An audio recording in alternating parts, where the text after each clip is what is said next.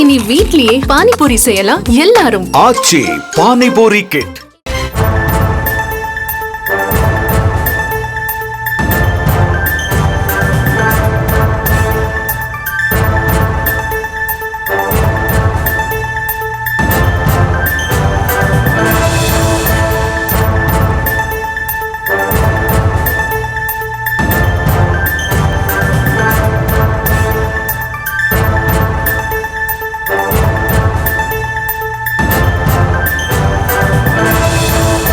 அண்மை செய்திகளை பார்த்து வருகிறோம். மதுரையில் ஜல்லிக்கட்டு அரங்கத்திற்கு வெளியே இருந்த காய்ந்த சருகுகளில் தீ பற்றி எரிந்து விபத்தானது ஏற்பட்டிருக்கிறது. இது தொடர்பான முழுமையான விவரங்களோடு இணைகிறார் எமது செய்தியாளர் குமார். அவரிடம் பேசலாம்.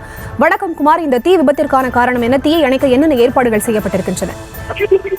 வணக்கம். நிச்சயமாக மதுரை அலங்காநல்லூர் அருகே உள்ள கலைஞர் நூற்றாண்டு ஏறுதழுவு அரங்கத்தில் இன்று மேற்கு தொகுதி சார்பாக மாபெரும் ஜல்லிக்கட்டானது வணிகம் மற்றும் பத்திரப்பதிவுத்துறை அமைச்சர் மூர்த்தி, சோழவந்தான் சட்டமன்ற உறுப்பினர் வெங்கடேசன் ஆகியோர் தலைமையில் துவங்கப்பட்டது.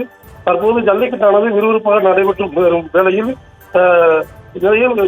சாலைகள் சேகரிக்கும் பகுதி அருகே உள்ள ஜல்லிக்கட்டு அரங்க பணியாளர்கள் தங்கும் பகுதி அருகே திடீர் என்று தீப்பிடித்து எரிந்ததால் பெரும் விசமாக ஏற்பட்டுள்ளது. அதனால் தீயணைப்பு துறையினருக்கு தகவல் தெரிவிக்கப்பட்டு தீயணைப்பு துறையினர் அந்த அவையினை அணைக்கும் பணியானது தற்போது தீவிரமாக அணைத்து வருகின்றனர். இந்நிலையில் ஜல்லிக்கட்டு ஒரு விருப்பாக நடைபெற்று வரும் வேளையில் இந்த திடீரென்ற தீப்பற்றியதின் சம்பவம் அந்த ஜல்லிக்கட்டு அரங்கத்தில் பெரும் பரபரப்பை ஏற்படுத்தியுள்ளது என்பது குறிப்பிடத்தக்கது.